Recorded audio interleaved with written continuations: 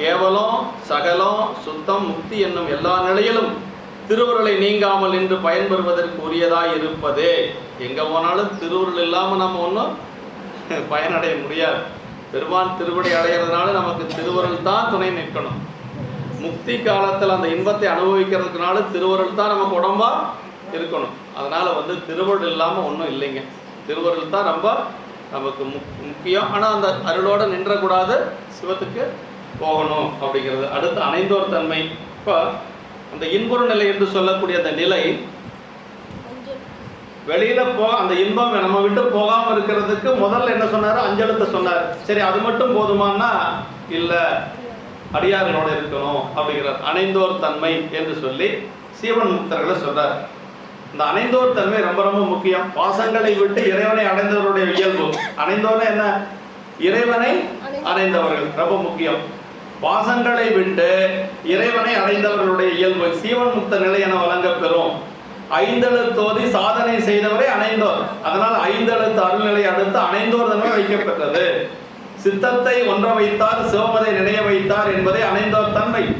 திருமூலர் தாம் அணைந்தோர் தன்மை கூறியவர். திருமூலர் அணைந்தோர் தன்மை நிறைய சொல்லப்பட்டிருக்கிறது. ஆமா, பெரிய புராணத்துல நிறைய இருக்குது. இது பூராமே பெரிய புராணம் தான். ஆமா, பெரிய புராணம் பேசினாவே இதுக்கு சரியா போயிடும். ஈசற்கே அன்பானார் யாவரையும் தாம் கண்டால் கூசிமிக குதுகுதுத்து கொண்டாடி மகிழ்வுற்று ஆசையினால் ஆவின் பின் கண்டடைந்தார் போல என்று பேசுவன பணிந்த மொழி இனியனவே பேசுவார் அப்படின்னார். அப்படி எப்படி இருப்பாங்களா சீவன் முக்தர்கள்? அணைந்தோர்.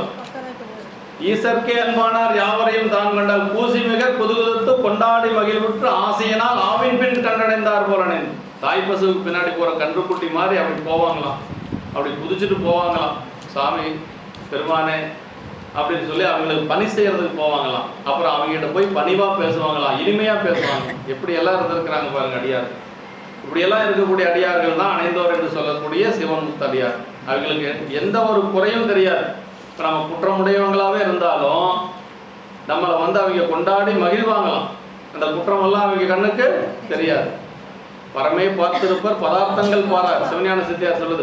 பரமே பரம்னா என்ன? சிவம். யாரை பார்த்தாலும் அவங்களுக்கு சிவன் தான் தெரியும். வேடத்தை பார்த்தா சிவன் தான் தெரியும். கோயிலை பார்த்தா சிவன் தான் தெரியும். வேற ஒன்றும் தெரியாது. அதான் அணைந்தோர் தன்மை. சாமிகிட்ட எப்படி இருப்பாங்க அவங்க? நின்றாலும் இருந்தாலும் கிடந்தாலும் நடந்தாலும் மென்றாலும் துயின்றாலும் விழித்தாலும் இமைத்தாலும் மன்றாடு மலர்பாதம் ஒரு காலம் மறவாமை குன்றாத மனமுடையார் தொண்டராம் மனமிக்கார் அப்படின்னா. இதுதான் சிவன் முக்தர்களுடைய ஒரு நிலை. இறைவன் இடத்துலயும் அப்படி இருப்பாங்க, அடியார் இடத்துல அப்படி இருப்பாங்க. இறைவன் இடத்துல மட்டும் இருந்தா போதுமா? அடியார் இடத்துல இருக்கணும். அடியார் இடத்துல மட்டும் இருந்தா போதுமா? இறைவன் இடத்துலயும் இருக்கணும். அதான் நின்றாலும் இருந்தாலும் கிடந்தாலும் நடந்தாலும் மென்றாலும் துயின்றாலும் இமைத்தாலும் விழித்தாலும் மன்றாடு மலர்பாதம் ஒரு காலம் மறவாமை குன்றாத உணர்வுடையார் தொண்டராம் உணமிக்கார் என்று சொல்லி சேக்கிழ பெருமான் ஒரே சரீரத்துல ரெண்டையும் சொல்றார். சாமி கிட்ட எப்படி இருப்பாங்க, அடியார்கள்கிட்ட எப்படி இருப்பாங்க? அதான் அணைந்தோர் தன்மை. அதான் பத்தராய் பணிவார்கள் அப்படிங்கிற புராணத்துல சொல்றாருங்க. ஆமா, அதான் சொல்றார். திருமந்திரம் சொல்லுது பாருங்க. ஒளிந்தேன் பிறவி உறவென்னும் பாசம் கழிந்தேன் கடவுளும் நானும் ஒன்றானேன் அழிந்தாங்கினிவரும் ஆக்கமும் வேண்டேன் செலுந்தார்புடைய சிவனை கண்டேனே என்ன. ஆமா, திருமந்திரம். இது அந்த சிவன் முக்தனை பத்தி சொல்றது. கேடும் மாக்கமும் கெட்ட திருவினார் ஓடும் செம்பொன்னும் ஒக்கவே நோக்குவார் கூடும் அன்பினில் கும்பிடலே என்று வீடும் வேண்டாம் விரலில் விளங்கினார். அதான் சிவன் முக்த நிலை. அதுக்கு உதாரணம் இளையான்குடி நாயனார் இல்லைங்களா? செல்வம் மேவிய நாளில செயல் செய்வதென்றியும் அல்ல நல்குறவான போதிலும் வள்ளல் என்று அறிவிக்கவே மெல்லம் மாறிய செல்வம் மறைந்து வறுமைப்பதம் புக உன்னினார் தில்லை மன்னினார் அப்படின்னார். செல்வம் வந்த பொழுதுதான் அவங்க தொண்டு செய்வாங்க, இல்லை இல்லாத பொழுதுதான் அவங்க செய்வாங்க அப்படிங்கிறத சொல்றாங்க. ரொம்ப அருமையான இடம் அணைந்தோர்.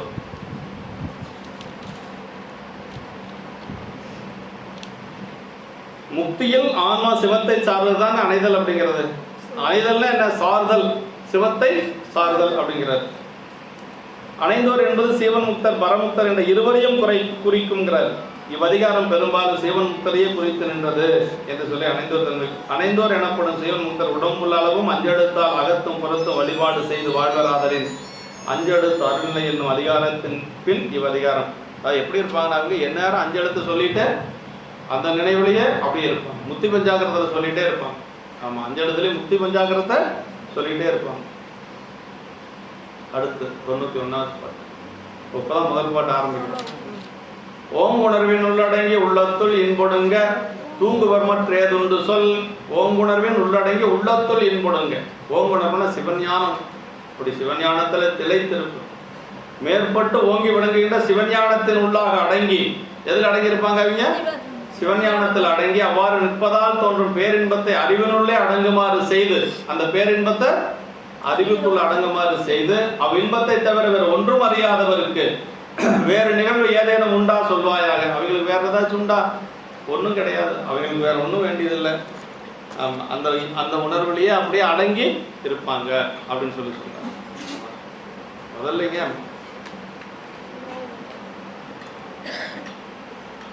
இந்த சாத்திரம் படிக்கிறது, தோத்திரம் பாடுறதெல்லாம் ஒரு பக்கம் இருக்கட்டும். முதல்ல நம்ம என்னதுன்னா, அடியாரில் கண்ட உண்மையான ஒரு அன்பு இருக்கும், அவ்வளோதாங்க. வேறு எதுவும் எனக்கு இப்போ சித்தாந்தம் புரியலைங்க, திருமுறை படிக்க முடியல, அதெல்லாம் கூட விட்டுருங்க.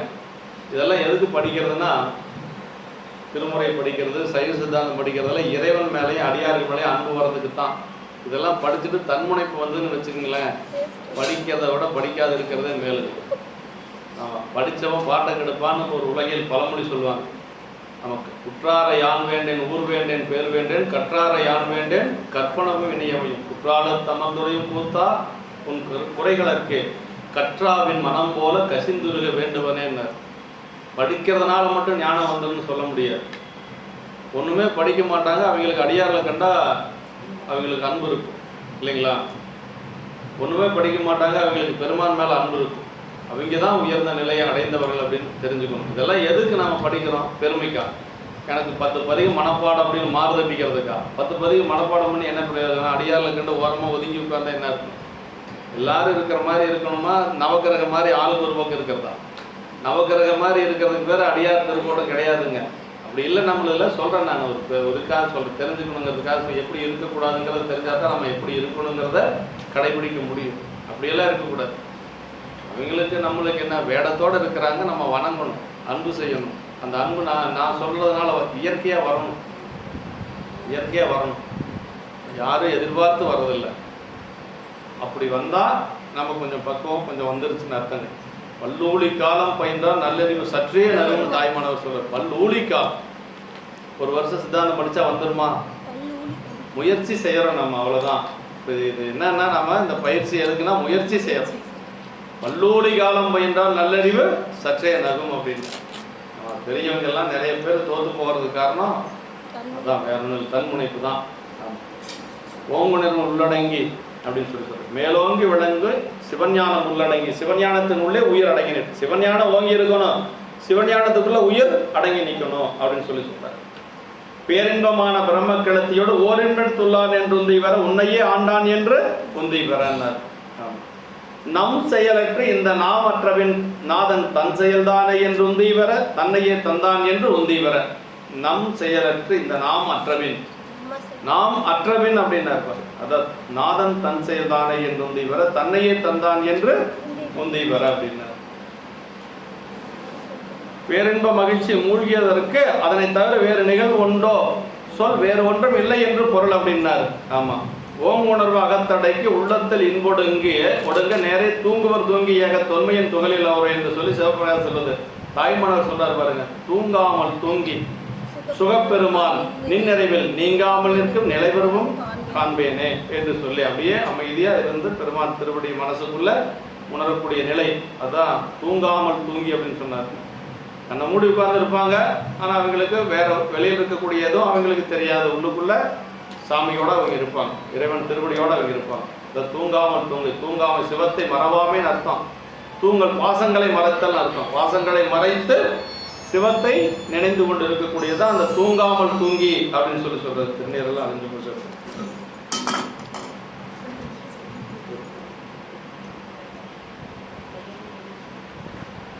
ஒரு அரை மணி நேரம் ஆனால் பரவாயில்லையா? ரொம்ப சோர்வா இருக்குதா? அதுதான் அதான் கொஞ்சம் லேட்டாக போனால் தான் சாப்பிட முடியும்னு நினைக்கிறேன். 2:15 முடிச்சாரு. இல்லைன்னா மறுபடியும் நான் உங்களை மதியானம் தொந்தரவு பண்ணுவேன். உனக்கு கொஞ்சம் ஓய்வு எடுக்கலாம்ல.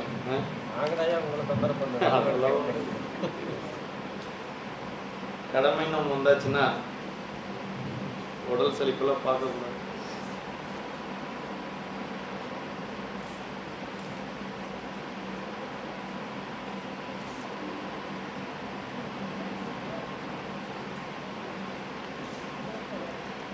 நாளெல்லாம் சித்தாந்த வகுப்பு நிறைய தூங்கியிருக்கேன். நல்ல பேராசிரியர் கிடைச்சாங்க. ஐயா பிரியா சென்னி பையாவெல்லாம் சித்தாந்த மாப்பாடியும் சென்னி பையாட்ட படிக்கிற வாய்ப்பு.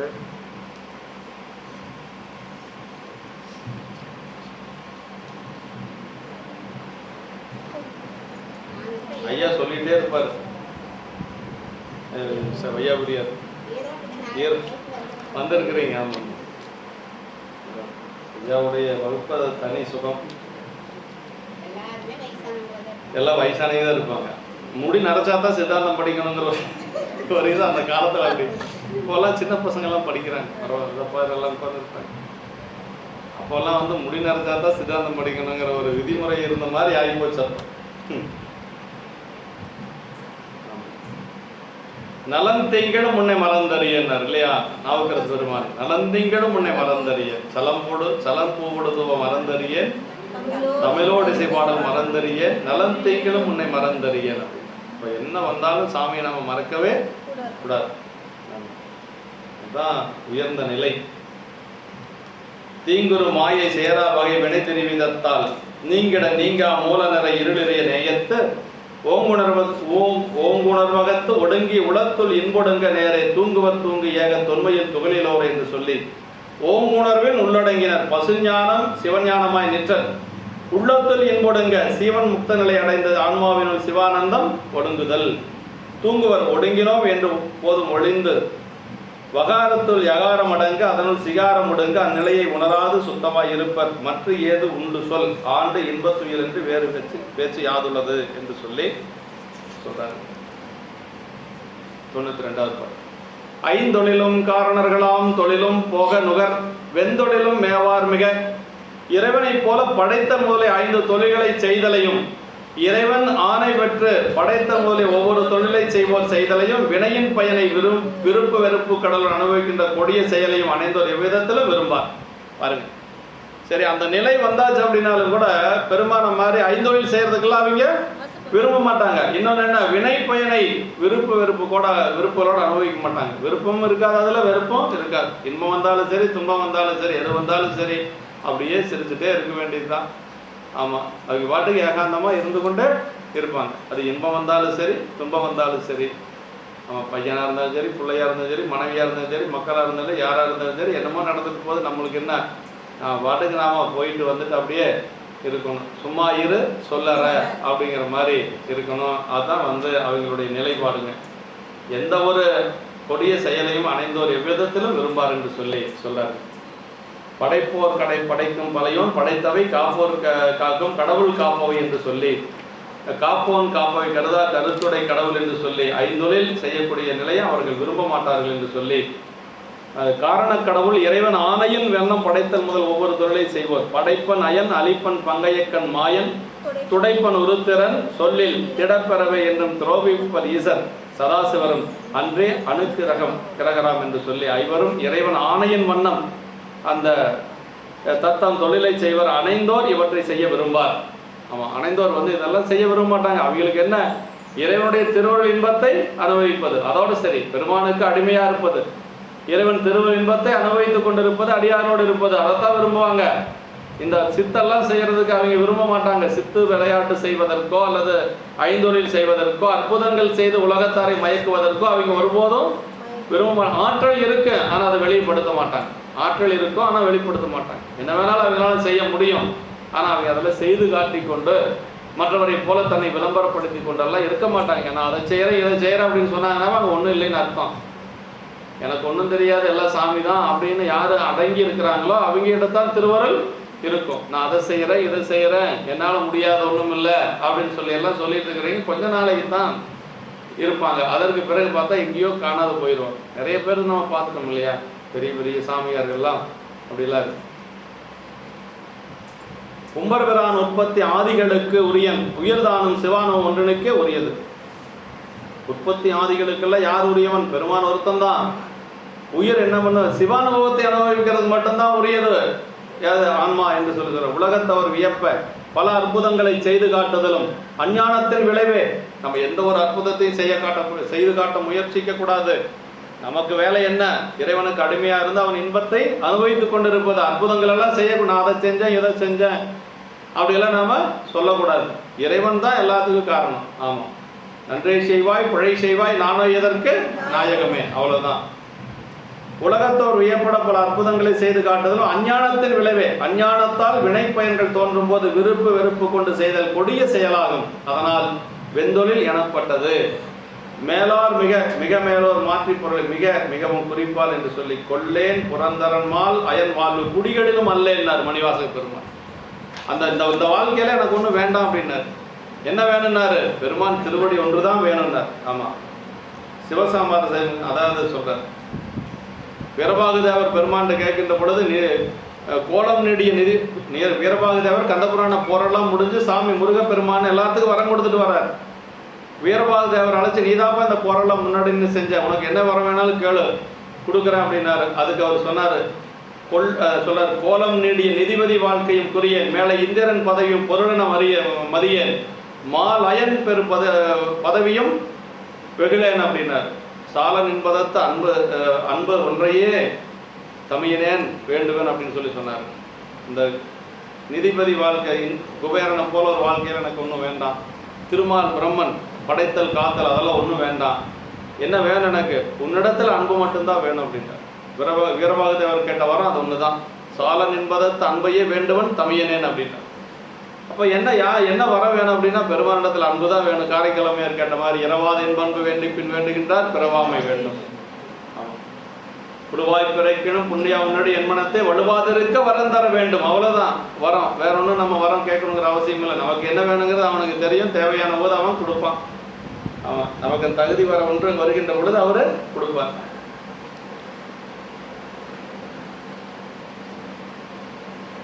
அதான் கொல்லேன் புரந்தரன் மாலயன் குடி வாழ்வுகளினும் அல்லேன் என்று சொல்லி சொல்றார். எல்லாம் ஒன்றும் தேவையில்லை. இக்குறப்பா சிவத்தை அணைந்தவர்கள் சிவத்தை போல் ஐந்தொழிலை செய்தலையோ காரணக்கடவுள் போல் சிவத்தின் அதிகார சக்தியை பெற்று படைப்பு முதலிய தொழில் செய்தலையோ சொர்க்கபோக உலகபோகங்கள் போன்றவற்றை நுகர்வதற்கென்ற புண்ணியங்கள் செய்தலையோ விரும்ப மாட்டார்கள். சிவ அனுபவம் ஒன்றையே விரும்பி அனுபவித்திருப்பார்கள். சிவத்தை அணைந்த ஆன்மா தானும் சிவத்தை போல ஐந்தொழில் செய்ய விரும்பினால் அது சிவ சமவாதம் எனப்படும். சித்தாந்தம் வேற, சிவசமவாதம் வேறங்க. சிவத்துக்கு சிவசமவாதம் அப்படிங்கிறது ஏகான்மவாதம். அதுக்கு இணையா போயிடும். அப்படியெல்லாம் இல்லை. மீளாடிமை உமக்கே ஆளாய் பிறரை வேண்டாது இல்லையா? என்னைக்கு நம்ம முக்தி காலத்திலே அடிமை. மீளாடிமைன்னா என்ன? இப்ப மட்டும் அல்ல, முக்தி காலத்திலே நம்ம பெருமானுக்கு அடிமை. அவங்க என்ன சொல்றாங்கன்னா ஏகான்மவாதிகள், அங்க நானும் அது ஒண்ணு அப்படின்னு சொல்லி சொல்றாங்க. இங்க அப்படி இல்லை. என்னைக்கு நாம அடிமை தான், அவர் எஜமானர் தான். ஆமா,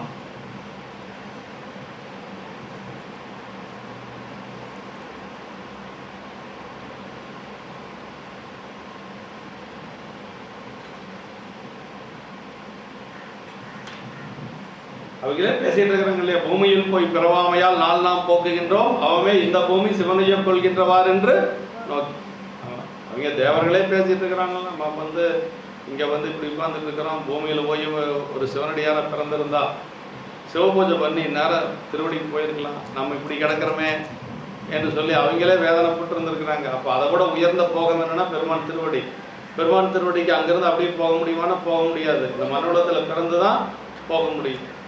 நிறைய சிவபுண்ணியம் செஞ்சுருக்கிறவங்க சொர்க்கத்துக்கு போனால் அப்படியே அங்கிருந்து அப்படி போயிடலாம். அதுக்கு ஒரே ஒரு வழி இருக்கு. சிவபூஜை செஞ்சுருக்கிறாங்கன்னு வைங்களேன், ஏதோ ஒரு காரணத்தினால திருவடி போக முடியாமல் சொர்க்கத்துக்கு போயிருக்கிறாங்கன்னா அவங்க அங்கிருந்து அப்படியே போகலாம். அது வையாபுரியர் ஒரு விளக்கு உரையில் சொல்கிறார். எந்த பதிகத்தில் அப்படின்னா குளிருக்கு வேடர் பதிகத்தில் சொல்கிறார். வேறு யாரும் போக முடியாது. சொர்க்கத்திலிருந்து நேரடியாக சிவலோகம் போக முடியாது. மண்ணுலகத்தில் பிறந்து தான் போகணும். சிவபூசை செய்த அடியார்கள் ஏதோ ஒரு காரணமாக அங்கே இருந்தாங்கன்னா அவங்க இந்த மண்ணுலகத்துக்கு வராமல் அங்கேருந்து அப்படியே போகிறதுக்கு ஒரு வாய்ப்பு இருக்குது அப்படின்னு ஆசிரியரையே சொல்லியிருக்கிறார். இப்படி இந்த குரட்பாவினால் சீவன் முக்தர் சிவானந்த அனுபவத்தை என்று வேறு எதையும் விரும்ப மாட்டார் என்பது உணர்த்தப்பட்டது. அதான் ரொம்ப முக்கியம். 93வது பாட்டு. எல்லாம் அறியும் அறிவுறனும் இங்கிவர் ஒன்று அல்லாது அறியாரற, அதாவது முற்றும் உலகப் பொருள் எல்லாவற்றையும் அறியும் முற்றும் உணர்தல் என்ற இறைவன் அறிவை அவன் அருளால் பெற்றிருந்தாராயினும் இந்த அணைந்தோர் முக்தி நிலையில் அவ்வறிவை கொண்டு ஒப்பற்ற பொருளாகிய சிவனை என்று வேற ஒன்றை சிறிதும் அறியார்கள். பெருமானை தவிர எதையும் அறிய மாட்டார்கள். முற்றும் உணர்தல் என் குணங்களில் ஒன்று, அட்டமா சித்திகளில் ஒன்று என்று சொல்றார். உலகத்தில் உள்ள அசையும் பொருள் அசையா பொருள் எல்லாவற்றையும் அறியும் அறிவு இறைவன் அறிவே எல்லாவற்றையும் இருந்தவாறே உணரும் அறிவாகும் என்று சொல்லி இம்முக்தி காலத்து அணைந்தோர்கள்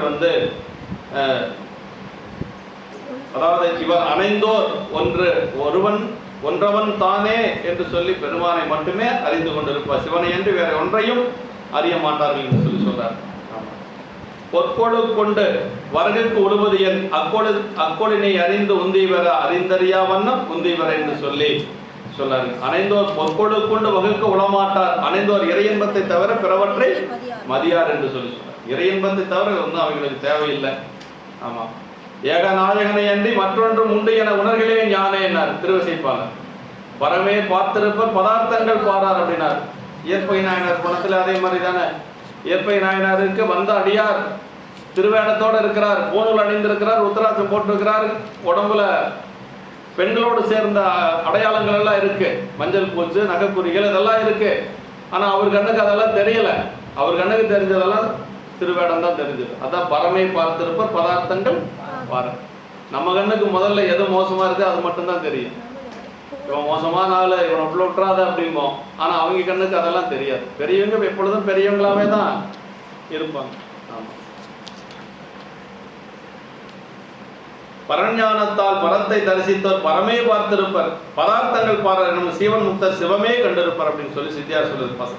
பரஞானத்தால் பரத்தை தரிசிப்போர் பரமே பார்த்திருப்பார் பதார்த்தங்கள் பாரார் என்னும் சீவன் முக்தர் சிவமே கண்டிருப்பீங்க. இந்த குரட்பாவினால் முக்தியில் ஆன்மா வியாபக ஞானம் உடையதாக இருக்கும் என்பது உணர்த்தப்பட்டது. வியாபக ஞானம்னா என்ன?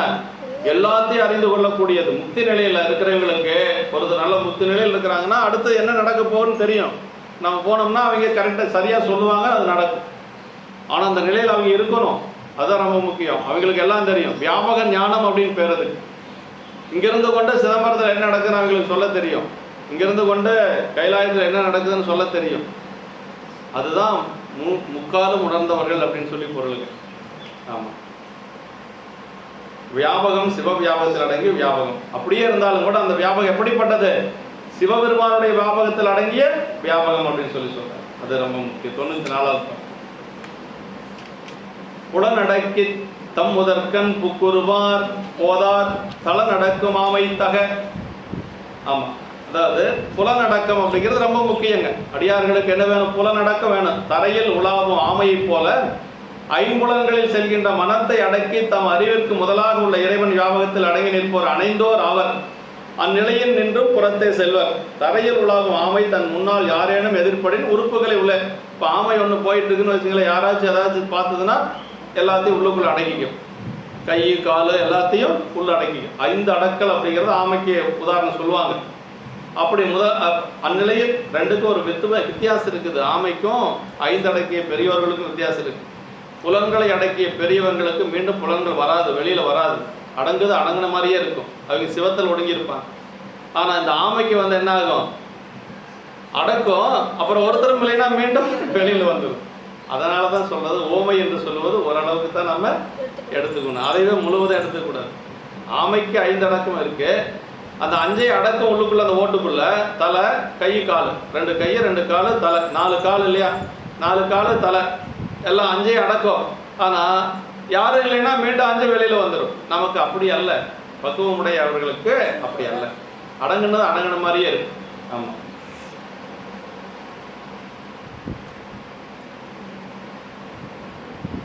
ஒருமையில் ஆமை போல் 5 அடக்கல் ஆற்றின் எழுமையும் ஏமாப்புடைத்து வள்ளுவ பெருமான் சொல்றார்.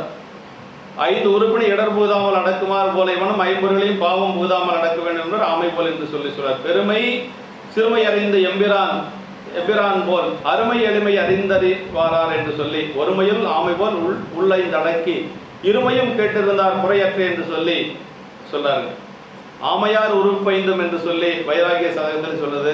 ஓர் மெய்யுள் அடங்களில் புலனைந்தும் தீமை சேர் விடயங்களில் செல்லாது அமைத்துள்ளமே சிவைவாக சோமசேகரன் சரணமே சரணென தொழுது நின்று அழுது அன்னோன் நாமும் நாவினால் செவித்திலை அவத்திலே நாளெல்லாம் கழித்தாய் என்று சொல்லி அந்த வைராகிய சதகத்துல இவர் சாந்தலிங்கனார் சொல்றார். ஆமா, அருமையான பாட்டுகள். ஆமையானது தனது அரிய 5 அங்கத்தினையும் தீமை வரும் இடத்து தனது ஒரு உடம்பின் கண்ணை அடக்கி கொள்ளுதல் போல பஞ்ச இந்திரியங்களையும் பாவங்களுக்கு ஏதுவாய் வருகின்ற விடயங்களில் போக ஒட்டாது விவேகத்தால் உள்ளடக்கி நெஞ்சமே கௌரியை பாகத்திலே வைத்த சந்தன சூடனாய் சிவனது திருவடிகளே அடைக்கலம் என்று வணங்கி நின்று அத்திருவடிகளை அன்பால் நினைந்துருகி அழுது அவனது திருநாமமாகிய 5 எழுத்தினையும் அப்புறம் நாவினால் இடைவிடாது செவித்தா இல்லை வித்தையாகிய தேகபோகங்களை கருதி அவத்தொழிலே வாழ்நாள் எல்லாம் வீணாக கழித்தனை என்று சொல்லி சிதம்பர சாமிகள் அதுக்கு உரை சொல்லியிருக்கிறார். வைராகிய சதகத்துக்கு சிதம்பர சாமிகள் உரை சொல்லியிருக்கிறார். அனைந்தோர் தன்மைக்கு 5 எழுத்து அருள்நிலைக்கும் உள்ள இயல்பு என்று சொல்லி சொல்றாரு. இப்படி இந்த குரட்பாவில் 94வது பாட்டு தானே, 95 பார்க்கணும், 94 பார்க்கணும். ஆமைக்கும் அணைந்தவருக்கும் ஒரு வேறுபாடு உண்டு. ஆமை ஓட்டினும் ஒடுக்கி உறுப்புகளை மீண்டும் வெளிவர செய்யும், அணைந்தவர் அங்கனம் செய்யார், எப்பொழுதும் சிவத்தினுள்ளேயே ஒடுங்கி இருப்பார். இது ரொம்ப முக்கியம். ஆமா, ஆமைக்கும் 5 அடக்கி அணைந்தவர்களுக்கும் ஒரு உதாரணம் சொன்னாலும் கூட அதையும் இதா எடுத்துக்கூடாது. 95வது பாட்டு. அவனை அகன்றெங்கின்றாம் அங்கவனாம் எங்கும் இவனை ஒளிந்துண்டாதல் இல் எவ்விடத்திலும் சிவனை என்று ஏதுமில்லை அவ்வாறே சிவனை அணைந்தோனை என்று யாதோர் இடமும் இல்லை என்று சொல்லி சொல்றாரு. ஆமா, அணைந்தோர் சிவனை நீங்கி எவ்வுலகமும் இல்லை, சிவநிலை நீங்கி சிவனாகி அணைந்தோனை இல்லாமல் எவ்விடம் இல்லை, அணைந்தோன் சிவ வியாபகத்தில் அடங்கி சிவன் போல் ஞானமயமாக இருப்பான் என்று சொல்லி அப்படியே பெருமானுடைய திருவருள் அடைந்து ஞானமயமாக இருக்கக்கூடியது என்று சொல்லி தன்னுருவ பரப்பெல்லாம் கொடு போன்று பதிப்பன் இவன் பாலே தன்னுருவ பரப்பெல்லாம் சீவன் முக்தர்வால் பதித்தலாவது நீ இரும்பை செய்வது போல் இறைவனுக்குரிய முற்றுணர்வு முதல் என் குணங்களும் படிகம் போல் சார்ந்ததன் வண்ணமாம் இயல்புடைய ஆன்மாவுக்குரிய குணமாம்படி அத்துவித இயல்பானே இவன் மாட்டு விளங்கி தோன்றுதல் என்று சொல்லி ஞானப்பிரகாச தேசிய உரை சொல்றார். உடம்புடைய யோகிகளிடம் குற்ற சிற்றின்பம் அடங்கத்தம் பேரின்பம் தாக்கில் தொடங்கி முளைப்பதும் ஒன்றில்லை முடிவதும் ஒன்று இல்லை இழைப்பதும் ஒன்றில்லை இவர் என்று சொல்லி திருக்கழிப்படியார்ல சொல்லப்பட்டிருக்கு. உடம்புடைய அணைந்தோர் உடம்பின் கண் நின்றாலும் அவ்வுடம்பளவு இல்லாமல் வியாபகம் உடையவராக இருப்பர் என்பது பாடல். ஆமா, உடம்போட இருந்தாலும் கூட அவங்க வியாபகத்தன்மை உடையவர்களாக இறைவனுடைய எப்படி வியாபகமோ அது மாதிரி அவங்களுடைய ஆன்மா அவங்களுடைய அறிவு வியாபக அறிவாக இருக்கும், எல்லாத்தையும் அறிந்து கொள்ளக்கூடியவர்களாக இருப்பார்கள் என்று சொல்லி சொல்றாரு. 96 சிவமாதல் என்பது ஆதல் என்பது அத்துவிதமாய் கடந்திருத்தலை உணர்த்தல் என்று சொல்லி சொல்றார். அதாவது இது 95 பாட்டுல மாணிக்கத்தை சார்ந்த படிகம் மாணிக்கமே ஆகாமல் மாணிக்கத்தின் செந்நிறம் மட்டும் தங்கன் விளங்க நிற்பது போல் சிவத்தை அணைந்த ஆன்மா சிவமே ஆகாமல் சிவத்துவம் மட்டும் தன்னெடுத்து விளங்க நிற்பது. சிவமே ஆகிறது இல்ல, சிவமாக்கி இணையாண்டன அந்த சிவத்தினுடைய தன்மை எப்படி மாணிக்கத்தினுடைய அந்த நிழல் படிகத்துல விடுகுதோ அது மாதிரி. ஆமா, அது அப்படிதான் எடுத்துக்கணும். சிவமே ஆகிறது இல்லை, சிவமாக்கி இணையாண்ட சிவமாதல் அப்படின்னு என்னன்னா சிவத்தினுடைய தன்மையை ஆன்மா பெறுவது. ஆமா, சிவத்துவம் மட்டும் தன்னிடத்தை விளங்கி இருக்கிறது. படிகம் போல சார்ந்த வண்ணமாய் இருக்கும் ஆன்மா மலம் முழுவதும் நீங்கி தன்னறிவு வியாபகமாய் விளங்கியபடியும் தன்னால் சாரப்பட்ட சிவத்தை மாத்திரம் அறிதல் என்று மற்றொன்றினை அறிதல் செல்லாது. ஆன்மா மலம் முழுவதும் நீங்கி சிவத்தை சார்ந்த வழி தன்னறிவு முன்போல தேசமாதல் என்று வியாபகமாய் விளங்கின மாணிக்கத்தை முழுவதும் பற்றிய படிகம் அம்மாணிக்க மாத்திரையே அன்றி மற்றொன்றையும் பற்றாதவாறு போல அசிவத்தை அன்றி மற்றொன்றையும் அறியுமாறு இல்லை என வரும் சிவஞான போத மாபாடியத்துல 6ஆம் சூத்திரத்துல சொல்லப்பட்டிருக்கு. இங்கும் இந்த பொருட்பாவினால் சிவத்தை அடைந்த ஆன்மா சிவ வியாபகத்தில் அடங்கிய வியாபியாய் எங்கும் நிறைந்திருக்கும் என்பது உணர்த்தப்பட்டு. எப்படி இருந்தாலும் சிவம் வியாபகமா இருந்தாலும் கூட அந்த ஆன்மா வியாபகத்தன்மை உடையதாக இருந்தாலும் கூட சிவம் என்ற வியாபகத்துல வியாபியம் அப்படின்னா வியாபியம்னா அடங்கி நிற்றல், அதுக்குள்ள அடங்கிய வியாபகம் தான், அதுக்கு மேலான வியாபகம் இல்லை. அது தெரிஞ்சுக்கணும். சிவத்துக்கு வியாபகத்தன்மை உண்டு, ஆன்மாவுக்கு வியாபகத்தன்மை உண்டு. சிவத்தினுடைய வியாபகத்தன்மை பார்க்கின்ற பொழுது ஆன்மாவுடைய வியாபகத்தன்மை அதுக்குள்ள அடங்கிய வியாபகம் தான். அது ரொம்ப முக்கியம். 96வது பாட்டு. உள்ளும் புறம்பும் ஒரு தன்மை காட்சி இருக்க எள்ளும் திறம் ஏதுமில் அகத்தும் புறத்தும் ஒரே இயல்புடைய அணைந்தோருக்கு இகழ பெறும் செயல் ஏதுமில்லை என்று சொல்றார். அணைந்தோருக்கு அகத்தும் புறத்தும் இறைவனே காட்சி அளிப்பார். எப்பொருளும் அவன் ஒன்னமாகவே, அதாவது அவங்களுக்கு பார்க்கறது எல்லாமே சிவமாகவே தெரியுங்க. அதான் ரொம்ப முக்கியம். அதாவது பெரிய புராணத்துல ஆனாய நாயனார் புராணத்துல அவர் ஒரு கொன்றை செடியை பார்க்கிறார். கொன்றை செடியில கொன்றை மலர் பூத்து இருக்குது. அதை பார்த்த உடனே அவருக்கு என்ன நினைவு வருது? சிவபெருமான் நினைவுக்கு வந்துடுறார். ஏன்னா சிவபெருமான் கொன்றை மலர் அணிந்திருக்கக்கூடியவர் இல்லையா? அதனால சிவபெருமான் நினைவு வந்த உடனே அங்கேயே தன்னுடைய குழலை எடுத்து அஞ்செழுத்து அதுல வச்சு ஓதுறார். அப்படி அஞ்செழுத்தை வச்சு ஓதுகின்ற பொழுது அப்படியே எல்லா உயிர்களும் உருகி நிற்குது. அவருடைய அந்த அஞ்செழுத்து அந்த ஓசை எங்க கேட்டுச்சு? கைலாயத்தில் இருக்கக்கூடிய சிவபெருமானுக்கே போய் கேட்டுச்சு. அப்போ அவருக்கு பெருமான் முக்தி கொடுக்கிறார். ஆமா, அதாவது சென்றணைந்தானாயர் செய்தவரை தாமம் என மன்றர் மலர் துணர் தூக்கி மருங்கு தாழ் சடையார் போல் நின்ற நறுங்கொன்றையினை பாருங்க. மருங்கு தாழ் சடையார் போல் நின்ற நறுங்கொன்றையினை. அப்படி பெருமான் மாதிரி பார்க்கிறார் அவர் அந்த மரத்தை. நம்மளுக்கு மரத்தை பார்த்தா அப்படி தோணுமா என்ன? ஆனாய நாயனாருக்கு தோண்டி இருக்குது. ஆமா, மன்றர் மலர் துணர் தூக்கி மருங்கு தாழ் சடையார் போல் நின்ற நறுங்கொன்றையினை நேர் நோக்கி நின்றுருகி ஒன்றிய சிந்தையில் அன்பை உடையவர்வால் மடை திறந்தார். ரொம்ப முக்கியம். உடையவர்வால் மடை, ஒன்றிய சிந்தை. பெருமான் எப்படி வழிபாடு செய்யணும்? ஒன்றியிருந்து நினைமென்கள் உந்தமக்கு ஊனமில்லை அப்பர் சாமி சொல்றார். அப்படி ஒன்றிய சிந்தையில் அன்பை உடையவர்வால் மடை திறந்தார் என்று சொல்லி பெரிய புராணம் சொல்லுது. ஆனாயருக்கு கொன்றை பூத்திருந்தது இறைவனாகவே தோன்றிற்று. அதான் ரொம்ப முக்கியங்க. பாருங்க, இறைவனே கொன்றை மலர் அந்த மரம் எப்படி தெரிஞ்சிருக்குது? இறைவனாகவே பார்த்திருக்கிறார். குறைக்கின்ற வாரி குவலைய நீரும் பறக்கின்ற காற்று பயில்கின்ற தீயும் நிறைக்கின்றவாறு இவை நீண்ட கன்றானை வரைத்து வலம் செய்யுமாறு அரியனே என்று சொல்லி திருமந்திரம் சொல்லுது.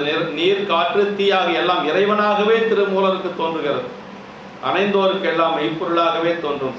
மெய்த்தவ வேடமே மெய்ப்பொருள் என தொழுது வென்றார். சேக்கிழ பெருமான் சொல்றார் இல்லையா? தன்னுடைய உயிர் போகின்ற பொழுது கூட தன்னுடைய உயிர் போகுதுங்கிற கவலை இல்லை அவருக்கு. அவர் வேடத்தை தான் வணங்கினார். கைத்தளத்திருந்த வஞ்ச கவலிகை மடிமேல் வைத்து புத்தகம் அவிழ்ப்பான் போன்று புரிந்தவர் வணங்கும் போதில் பத்திரம் வாங்கி தான் நினைத்த பரிசை செய்ய மெய்த்தவ வேடமே மெய்ப்பொருள் என்று தொழுது வென்றார். யாரால முடியும்? அதுக்கு எவ்வளவு பக்குவம் வேணும் இல்லையா? தன்னுடைய உயிர் போனதுக்கு பிறகு அந்த தன்னை உயிரை போக்கியவனை வணங்குறார். அப்படின்னா நம்ம எங்க இருக்கிறோம்? நாயன்மார்கள் எங்க இருக்கிறாங்க? அவங்களுடைய நிலைப்பாடு என்ன, நம்மளுடைய நிலைப்பாடு என்ன? நாமெல்லாம் அவங்க திருவடியில் ஒட்டி இருக்கக்கூடிய மண்ணுக்கு கூட நாமெல்லாம் ஒரு பொருட்டல்ல. ஆமாம், யாராவது ஒருத்தர் நம்மளை சொல்லிட்டா நம்மளால தாங்க முடியுதா? அளவுலாம் அதை கோபம் வருது. எத்தனை சாபம் விடுறோம் நம்ம. அவன் அப்படி இருப்பான், இப்படி இருப்பான், இல்லை நியாயமா அப்படியெல்லாம் நம்ம கேட்குறோம் அடியார்களை பார்த்து. ஆனால் தன்னுடைய உயிரே போயிருச்சு. உயிர் போனதுக்கு பிறகு கூட மெய்த்தவ வேடமே மெய்ப்பொருள் என்று தொழுது வென்றார்னா அதுதான் சிவன் முக்தடியார்கள் அப்படிங்கிறது. வேற ஒன்று.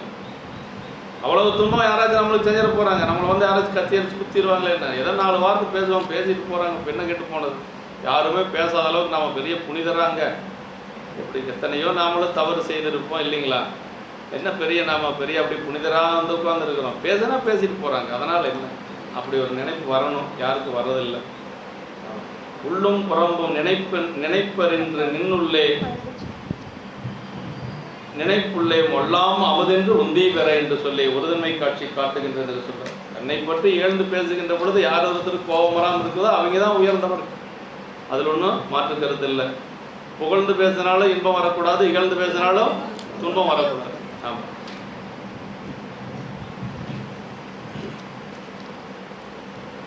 அறுபத்தி 97 பார்க்கும். இங்கனம் இந்த பொருட்பாவினால் சீவன் முக்தர் எந்த ஒரு பொருளையும் இகழ்ந்து நோக்கார், சிவமாகவே காண்பர் என்பது. அப்புறம் 97வது திருப்பட்டம். உருந்தொலைக்கு தக்க பயன் பயனுலகம் தத்தம் வருந்தொலைக்கு வாய்மை பயன் சரியை கிரிய யோகங்களுக்கு தக்க பயன் சாலோக சாரூப சாமூகமாகிய பதமுக்திகள். ஆமா, சரியை கிரிய யோகம்னு 3 இருக்குது இல்லைங்களா? அதுக்கு தகுந்த பலன் என்னன்னா, சாலோகம் அப்படிங்கிறது என்னன்னா இறைவனுடைய லோகம், சிவலோகத்துல ஏதோ ஒரு வேலை கிடைக்கும். சாரூபம்னா இறைவனுடைய உருவம் பெற்று அங்கு இருப்பது, பெருமானுடைய உருவம் பெற்று சாரூபம் அப்படின்னு சொல்றது. சாமீபம் என்று சொல்வது சாமிக்கு பக்கத்தால போய் இருக்கக்கூடியது, சாமிக்கு பக்கத்தால போய் பணி செய்யக்கூடியது. ஆமா. அப்புறம் என்ன சொல்றாரு, சாயுச்சம் என்று சொல்லுவது தான் அப்படி இரண்டரை கலந்த முக்திங்க. அப்ப 4 வகையான முக்தி இருக்கு இல்லைங்களா? அதான் சொல்ற சரியை கிரியை யோக ஞானம் 4 வகையான முக்தி. இதுல 3 சொல்லியிருக்கிறார். அணைந்தோர் செயலுக்கு வாய்மையே பயன் என கோர் என்று சொல்ல வேண்டியவர் உலகத்தார் செயலையும் உடன் கூறினார். தவம் செய்தார் என்றும் தவலோகம் சார்ந்து பவம் செய்து பற்றறப்பாராக தவம் செய்த நற்சார்பில் வந்துதித்த ஞானத்தை நன்னுதலை கற்றார் போல் சொல்லுமாம் கண்டு என்றால் ஞானம் பெற்று பின் பேரின்ப முக்தி பெறுவர். அணைந்தோர் அவ்வாறு இல்லாமல் நேராக ஞான முக்தி பெறுவர், மீண்டும் வந்து பிறவார். ஆமாம், ஆமாம். அணைந்தோர் வந்து எப்படின்னா நேராக ஞான முக்தி பெறுவர், மீண்டும் வந்து பிறவார். மீண்டும் உலகத்துல வந்து உடம்பெடுத்து அவர்கள் பிறக்க மாட்டார்கள் என்று சொல்லி சொல்றார். இங்கன இந்த குறிப்பாக செய்யாதிருத்தல் செய்வது போல் செய்யாதிருத்தல், செய்யாதிருத்தல் போல இருந்து செய்தல் என தொழில்கள் பலவகைப்படும் என்பது அவற்றுக்கு பயன் உண்டு என்பதும், சில வகை பயன்கள் பந்தமாகும் என்பதும், பந்தமின்மையாகிய பயனே முடிந்த பயன் என்பதும் உணர்த்தப்பட்டது என்று சொல்லி சொல்ற. 98வது பாட்டு பார்க்கணுமா?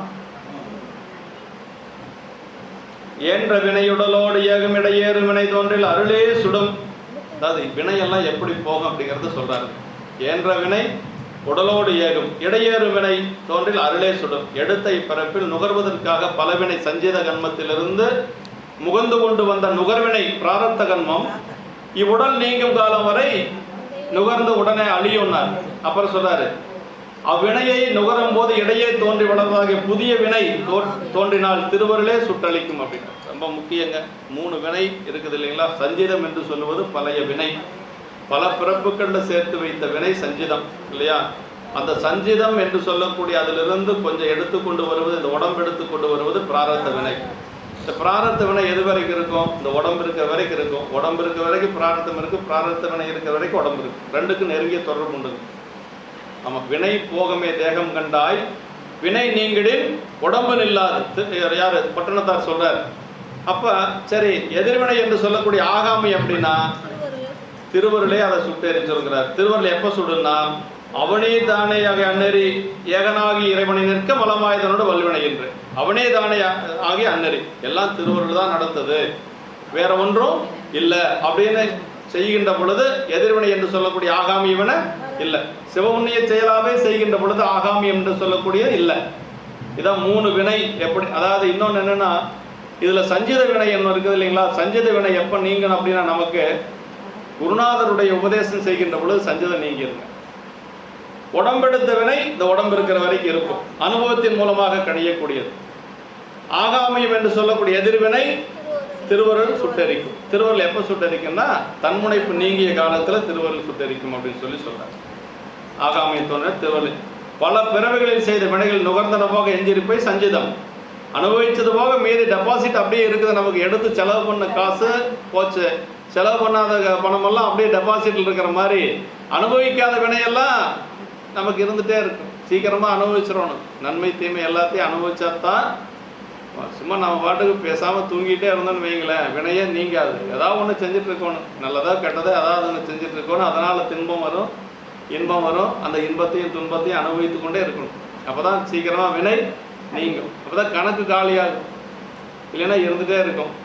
ஒரு காலத்தில் இன்பம் வந்தாலும் சரி, துன்பம் வந்தாலும் சரி, என்ன வந்தால் எனக்கு என்ன அப்படின்னு ஒரு நிலை வரும் பாருங்க. அதுதான் இருவினை ஒப்பு. இன்பத்தில் விருப்பமோ துன்பத்தில் ஒரு வெறுப்போ இல்லாமல் இருக்கக்கூடிய நிலை தான் இருவினை ஒப்பு. அப்படி வந்தாச்சுன்னா மீண்டும் நமக்கு பிறப்பு நீங்கும். ஆமாம். பயனை நுகரும் போது நுகர்வினை பிராரத்த கன்மம். அவ்வாறு நுகரும் போது யான் எனது என்னும் செருக்கால் இன்பத்தில் விருப்பம் துன்பத்தில் வெறுப்பும் தோன்றும். அதனால் நல்லெண்ண தீயனாகிய புதிய வினைகள் தோன்றும். அதுவே எதிர்வினை என்னும் ஆகாமியம். அதுவே பின்னர் சஞ்சிதமாகும். பின்னாடி வரக்கூடிய எதிர்வினை தான் கடைசியா சஞ்சிதமாகிறது. அடுத்த பிறப்புல சஞ்சிதமாகிறது. அதிலிருந்து பிராரத்தம் வரும். இவ்வாறு வினைத்தொடர்ச்சி காரணம் யான் எனது என்னும் செருக்கு. வினைத்தொடர்ச்சி காரணம் என்ன? யான் எனது, யான் என்று சொல்லக்கூடிய அகப்பற்று, எனது என்று சொல்லக்கூடிய புறப்பற்று. நான் தான் அப்படிங்கிறது அகப்பற்று, இந்த பொருள் எல்லாம் எனக்கு தான் சொந்தம் அப்படிங்கிறது புறப்பற்று. இது ரெண்டுமே நீங்கணும் அப்படிங்கிறது தான். பக்குவம் வந்த போது தீக்கை செய்து குருநாதர் வாழ்வில் ஞானத்தை தருவார். எல்லையில் பிறவி நல்கும் இருவினை எதிர்சேர் வித்தின் ஒல்லையில் அகலும் ஏன்ற உடல் பலவினைகள் ஊட்டும் தொல்லையில் வருதல் போல தோன்றிரு வினையதுண்டே அள்ளொளி முறையும் ஞானத்தை அளவுற அழிந்து போமே என்று சொல்லி சிவபிரகாசத்துல சொல்லப்பட்டிருக்கு. உயிர்கள் செய்யும் வினைகளில் தொல்வினையாகிய சஞ்சீதம் ஞான குருவின் திருநோக்கினாலும் உடல் எடுத்த ஏன்ற வினையாகிய பிராரத்தம் அனுபவித்தலாலும் வருவினையாகிய ஆகாமியம் குருவர்களால் பெற்ற ஞானத்தாலும் நீங்கும். இதான் வினைகள் நீங்கக்கூடிய ஒரு வழிங்க. வினைகள் நீங்குவது தாங்க.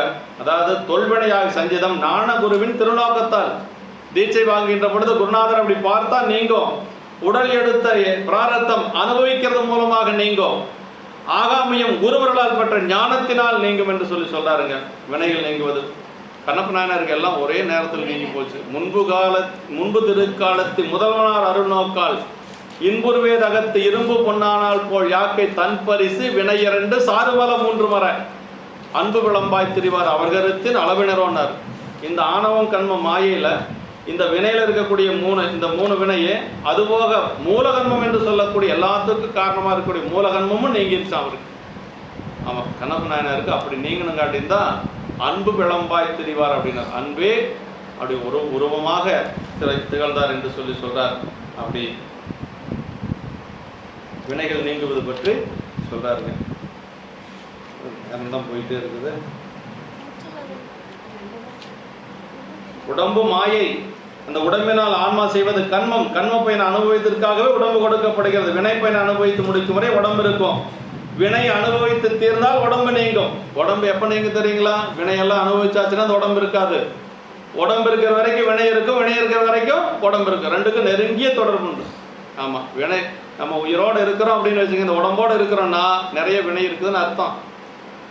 ஒருத்தர் சீக்கிரமா சிவவுண்ணியை செய்வாங்க, சீக்கிரமா போயிடுவாங்க. நம்ம தப்பா நினைச்ச கூடாது.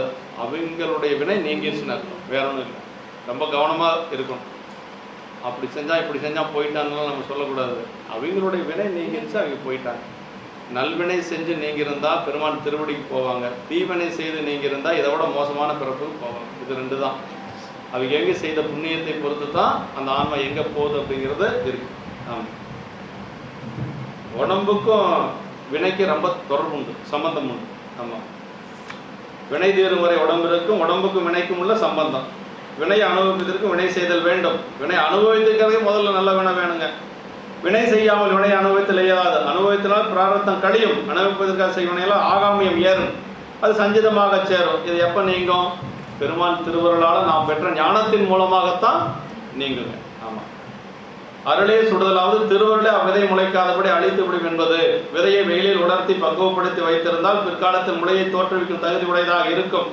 அங்கனம் பக்குவப்படுத்தாமல் நெருப்பில் இட்டு சுட்டு வறுத்து விட்டால் பிற்காலத்தில் முளையை தோற்றுவிக்க அப்பொழுது உணவாகவும் ஆய்விடும். இந்நிலையினை பிரார்த்த வினை பயனும் ஆகாமையும் ஞானிக்கு உயிர் உலாய் வந்து தாக்காமல் உடல் உலாய் வந்து நின்று பயனின்றி கழிதல் என்று சொல்லி செய்வனையெல்லாம் அருளில் மணி நின்று செய்யும் செயலாய் கண்டு கொண்டிருப்பராயின் விரைவனையாகி அடிமைத்தரம் உடையார் எவ்வுடம்பில் நின்று எவ்வினைகளை செய்யணும் அவை அவருக்கு பந்தமாதல் இல்லை. அதான் எல்லாம் எப்படி செய்யணும்னா இறைவனுடைய திருவருள் வழியில் நின்று செய்யணும் என்று சொல்லி அடிமைத்தரத்தில் நின்று செய்யணும் அப்படின்னு சொல்லி சொல்றாரு. ஆமா, திருமந்திர சொல்லுது, தன்னை அறிந்திடும் தத்துவ ஞானிகள் முன்னை வினையின் முடிச்சை அவிழ்ப்பார்கள், பின்னை வினையை பிடித்து பிசைவர்கள் சென்னியில் வைத்த சிவனருளாலே என்று சொல்லி திருமந்திரம். இங்க இந்த குரட்பாவினால் சீவன் முக்தருக்கு உடம்பு இருந்தாலும் வினை பயன் விளைதல் இல்லை என்பது உணர்த்தப்பட்டது. உடம்பு இருந்தாலும் அவங்களுக்கு வினை பயன் இல்லை என்று சொல்லி சொல்றாருங்க. ஆமாம், சீவன் முக்தருக்கு உடம்புடன் இருக்கும் போதே சிவபோகம் விளையும் அப்படிங்கிறது அடுத்த திருப்பாட்டு 99. மும்மை தரும் வினைகள் மூலாவாம் மூதறிவார்க்கு அமையும் இம்மையேயாம் அப்படின்னா முதிர்ந்த அறிவினரான அணைந்தோருக்கு மனம் வாக்கு காயங்களால் செய்வனை ஏறாது மறுமையான வீடு வேறும் பிறப்பிலேயே உண்டாகும் அப்படிங்கிறார். மும்மை தரும் வினை அப்படின்னா மனம் வாக்கு காயம் மூன்றாலும் வரக்கூடிய வினைகள். மனதினால் தப்பு நினைச்சாலும் வினை வரும். அதே மாதிரி வாக்கின் மூலமாக ஏதாவது தப்பா பேசினா வினை வரும். உடம்பின் மூலமாக செய்தாலும் வினை வரும். 3 நாளும் வினை வரும். ஆமா, அப்படி அணைந்தோருக்கு குருநாதர் செய்த தீக்கையில் அத்துவா சுத்தியால் சஞ்சதம் நீங்கிற்று.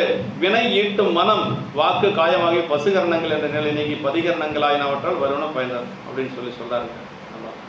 அதாவது குமரகுருபரருக்கு எப்படி நீங்குச்சு அப்படிங்கிறது இந்த பாட்டில் சொல்றாருங்க. மாசிலாமணி ஞான சம்பந்த வாக்கும் மண்ணும் யாக்கையும் என்றால் சொற்றது கரணங்கள் மற்றவை மூன்றும் நின் புகழ் நவிற்றியும் நினைத்தும் நின்றுழைத்தால் அன்புடன் நிறைஞ்சியும் இன்பமுற்றனவால் அவகரணங்களை அல்ல மற்ற சிவகரணங்களாய் தெரிந்தன அன்று. அதனால் திரிகரணங்கள் என்றுரை செய்யும் அப்பையர் ஒரு பொருட்கிழவி எல்லோருக்கும் இருபொருட்கிழவியாய் இருந்தது இன்றமைக்கு என்று சொல்லி குமரகுருபரர் மனம் வாக்கு காயமாகிய பசுகரணங்களாக இருந்து பதிகரணங்களாக மாறிய நிலையை குறிப்பிட்டுள்ளார் என்று சொல்லி அதாவது குமரகுருபரர் அவர் வாய் பேசாமல் இருந்தவர். திருச்செந்தூர் முருகப்பெருமான் திருவுருளால் வாய் பேசுறார். அதற்கு பிறகு பாடிக்கொண்டே போறார். அவர் வாயே நிற்கல, அப்படியே இறைவனை பாடிக்கொண்டே போறார்.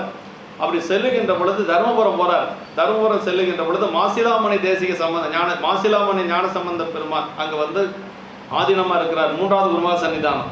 அவர்கிட்ட போய் அவர் சொல்கிறாரு, குமரகுருபரரை பார்த்து கேட்குறாரு, ஏப்பா நீ தான் நிறையா பாடல்லாம் பாடிட்டே இருக்கிற, நல்ல ஞானம் பெற்றவனாக இருக்கிற, அந்த கூத்த பெருமானுடைய அனுபவ பொருளை கொஞ்சம் சொல்லப்பா. 5 பேரறிவும் கண்களே கொள்ளன்னு சேக்கட பெருமான் பாடியிருக்கிறாருல்ல, சுந்தரருக்கு ஏற்பட்ட அந்த அனுபவ பொருளை கொஞ்சம் சொல்லு அப்படின்னு சொல்லுகின்ற பொழுது அவர் வாக்கு தடைபடுதாங்க. அப்படி வாக்கு அவரால் சொல்ல முடியல. அனுபவ பொருள் கேட்குறாரு, பாட்டுக்கு விளக்கம் கேட்கல, அது நம்ம எல்லாரும் சொல்லிடலாம். ஆனால் அனுபவ பொருள் கேட்குறாரு. அனுபவ பொருள் அவரால் சொல்ல முடியல. அந்த இடத்துல வாக்கு தடைபடுது. வாக்கு தடைபடுறதுனால இவர் தான் குருநாதன் சொல்லி அவருடைய தீட்சை வாங்கிக்கிறார். இது இவருக்கு குமரகுருபரருக்கு ஏற்பட்ட ஒரு இது. குமரகுருபரர் தோற்றுவித்த மடம் தான் காசி திருப்பணம் தான். அவர் தீட்சை வாங்கினது மாசிலாமணி தேசியர் என்று சொல்லக்கூடிய தருமபுர சாமி கிட்ட தீட்சை வாங்கியிருக்கார். இதெல்லாம் வரலாறு. வேறு இளவு இன்பமுடன் மூப்பு சாக்காடு என்னும் ஆறு என்று சொல்றார். அம்மையும் இம்மையே அணைந்தோருக்கு மறுமையில் என்று சொல்றார். இப்படி இந்த குறட்பாவில் சீவன் முத்தருக்கு வினைப்பயன் விளையாமை என்று உடம்பும் நீங்கியவன் அனுபவிப்பதாகிய பரமுக்தி பெறும் போகமும் உடம்புடன் இருக்கும் சீவன் முக்தி நிலையிலேயே கிடைக்கும் என சொல்றார். அங்கு பிறப்பு வீட்டினுக்கு மேலாம் பெருமை சாதித்தார் என்று சொல்லி யார் சொல்றார்? நம்முடைய அப்பர் சாமிகள் திருவண்ணாமலை அனுபவத்தை சொல்றார். தங்கு பிறப்பே அங்கிருந்த அனுபவம் அவருக்கு எப்படி இருந்ததுன்னா வீடு பேர் அடையக்கூடிய நிலையை அங்க அடைஞ்சாராம் திருவண்ணாமலையில சொல்றார். அடுத்து 100வது பாட்டு கள்ளத் தலைவர் அப்படிங்கிறாரு இக்குறட்பா. கள்ளத் தலைவர் துயர் கருதி தம் கருணை வெள்ளத் தலைவர் மிக அப்படின்னா இறைவன் தலைமையை தம்முடையதாக கொள்வோர் அறிவில்லாதார் அவர்களே கள்ளத் தலைவர். அத்தகு கள்ளத் தலைவர் படும் துன்பத்தை பார்த்து அணைந்தோர் தம்முடைய கருணை குணத்தின் மிகுதியால் இறங்குதலை செய்வார் என்று சொல்லி உயிர்கள் தமக்கு தலைவர் சிவபெருமான் என்று உணர வேண்டும். அவன் போலே பொருள் சேர்ப்புகள் மனச்செருக்கால் தன்னை தலைவனாக கருதுவோர் புகழுடையவர் அல்லர் என்று சொல்றார். தன்னைத்தானே தலைவனாக கருதி கொள்வது எனக்கு தான் எல்லாம் தெரியும்னு சொல்லி ஆடிட்டு இருக்கிறது. எல்லாத்துக்கும் மேல பெரிய தலைவர் சிவபெருமான். அப்படி நினைக்கிறவங்க தன்னைத்தானே தலைவராக கருதி கொள்றவங்களுக்கு ஒரு பட்டம் கொடுக்கிறார். கள்ளத் தலைவர்னு பட்டம் கொடுக்கிறார். கள்ளத் தலைவர்னா தலைமையை தானே ஏற்றுக்கொள்வது. ஆனா உண்மையா அவருக்கு தலைமை இல்லை. ஆனா தன்னைத்தானே தலைவராக நினைந்து கொள்ளுவர்கள் பேர் கள்ளத் தலைவர் என்று சொல்றாருங்க. ஆமா, அத்தகு கள்ளத் தலைவர் படும் துன்பத்தை பார்த்து அணைந்தோர் அவங்க ரொம்ப துன்பப்படுவாங்களாம். மீண்டும் பிறப்புக்கு போய் துன்பப்படுவாங்க. அவங்கள பார்த்து அணைந்தோர்கள் தம்முடைய கருணை குணத்தின் மிகுதியால் இறங்குதலை செய்வர். இப்படி ஆயிட்டானே அப்படின்னு சொல்லி அணைந்தோர்கள் ஞானியர்கள் பார்த்து வருத்தப்படுவாங்களாம். கொஞ்சம் மனசு வருத்தப்படுவாங்களாம். நல்ல நிலைக்கு வந்திருக்கலாம், தன்னைத்தானே இப்படி பெருமையாக கருதி இப்படி உழன்று கொண்டிருக்கிறானே என்று சொல்லி நினைப்பாங்க. ஆமாம், உயிர்கள் தமக்கு தலைவர் சிவபெருமான் என்று உணர வேண்டும் என்று இது ரொம்ப முக்கியம். அவன் ஒருவனுடைய புகழ்தான் உயர்ந்த புகழ். நின்னாவார் பிறரின்றி நீயேயானாய் நினைப்பார்கள் மனத்துக்கோர் வித்துமானாய் மன்னானாய் மன்னவர்கோர் அமுதமானாய் மறை 4மானாய் ஆரங்கமானாய் பொன்னானாய் மணியானால் போகமானாய் பூமி மேல் புகழ்தக்க பொருளே உன்னை என்ன ஆனாய் எண்ணினால் ஏழையேன் என்று சொல்லி ஏத்துக்கேன். பூமி மேல் புகழ்தக்க பொருளே உன்னை என்ன ஆனாய் அப்படின்னு இந்த பூமியில புகழக்கூடிய ஒரே ஒரு பொருள் பரம்பொருள் ஒன்றுதான் என்று சொல்றார். ஆமா, அவன் புகழே பொருள் சேர் புகழ் என்று சொல்றார். அதுதான் ரொம்ப முக்கியம். இறைவன் புகழே பொருள் சேர் புகழ். இறைமைனா தலைமை தன்மை இல்லாதாரை தலைவர் என கூறுவது கூறும் தீமையே பயக்கும் என்று சொல்றார். அவ்வாறு கூறியவரும் துன்புறுவர், அணைந்தோர் அவர் துன்பம் கண்டு பெரிதும் இறங்குவர். கருணையின் மிகுதி மிக அலைவர், மிகுதியாக வருந்தோர் மாறில்லாத கருணை வெள்ளமே என்பார் மாணிக்க வாசகர். பெருமான் கருணை வெள்ளம்ங்கிறார். நான் பெற்ற இன்பம் பெருக வையகம் என்ற திருமூலர் திருவாக்கு அணைந்தோரின் கருணையே திருஞான சம்பந்தர் மதுரையில் புனல்வாதத்தின் போது இந்த வாழ்கந்தனர் என்ற பதிகத்தை சொல்லி பாடியது. அது சொல்றார், வாழ்கந்தனர் மாணவரானினும் வீழ்கதன் புனல் வெந்தனும் மொங்குக ஆழ்க தீயதெல்லாம் அரண் நாமமே சூழ்க வையகமும் துயர்ந்திருக்கவே என்று சொல்லி அந்த புனல்வாதத்தின் பொழுது நான் பெற்ற இன்பம் பெருக வையகம் என்று சொல்லி திருமூலர் வாக்கு அணைந்தோரின் கருணை ஞானசம்பந்த பெருமான் மதுரையில் புனல்வாதத்தின் போது இந்த பாட்டை பாடுறார். புனல்வாதம் அந்த நீரிலே ஓலையை விடுகின்ற பொழுது இந்த பதிகத்தை, இதுக்கு பேர் பாசுரன்னு பேர். 12 பாட்டு, சைவ சித்தாந்த கருத்துக்கள் 12 சூத்திரமும் அதில் இருக்கு. அதனால் அதுக்கு பேர் பாசுரம். 12 பாட்டு. அந்த ஒரு பதிகம் மட்டும் ஞான சம்பந்தர் 12 பாட்டு. ஏன்னா 12 நூற்பா சிவஞான போதம் அப்படியே அதில் இருக்கு. ஆமாம் என்று சொல்லி இந்த கள்ளத் தலைவராக நம்ம என்னைக்கு இருந்துடக்கூடாது. நம்ம நல்ல தலைவராக இருக்கணும். கள்ளத் தலைவர்களுக்கு அது சிவபிரகாசத்தில் சொல்றாரு பாருங்க. அந்த சீவன்முத்தரில் எப்படி இருப்பாங்க அப்படின்னா, சிவபிரகாச தொண்டர்கள் தாமும் வானோர் தொழும் திருமேனிதானும் அண்டரும் கண்டிலாத அண்ணலே என வணங்கி வெண்தரளங்கள் சிந்த விழி மொழி குளர மெய்யே கண்டு கொண்டிருப்பர் ஞானக்கடல் அருந்தினோரே அப்படின்னா தொண்டர்கள் தாமும் அடியார்களையும் சரி, சிவபெருமான் திருமேனி சிவலிங்கத்தை பார்த்தாலும் சரி, அண்ணலே என வணங்கி 2 பேர்த்தையும் வணங்குவாங்களாம். அவங்க சிவபெருமானை மட்டும் வணங்குறது இல்லை, அடியார்களை வணங்குறது, சிவபெருமானை வணங்குறது. அப்படி வணங்கி வெண்தரளங்கள் சிந்த அப்படியே கண்ணில் அப்படியே நீர் அருவி வருமா, விழி மொழி குளர அவங்களால பேசக்கூட முடியாதான். அப்புறம் மெய்யே கண்டு கொண்டிருப்பர், சிவத்தையே பார்த்துருப்பாங்க. அடியாரை பார்த்தாலும் சிவம், சிவலிங்க திருமேனியை பார்த்தாலும் சிவம், எதை பார்த்தாலும் அவங்க சிவத்தையே கண்டு கொண்டிருப்பர். ஞானக்கடல் அருந்தினோரே என்று சொல்லி சிவபிரகாசத்தில் கடைசியாக நம்முடைய உமாதி சிவாச்சாரியர் சொல்றார் என்று சொல்லி, இப்படி ஆன்மாக்களுக்கு தனித்தன்மை இல்லை, திருவருளுக்கே இங்கே வந்து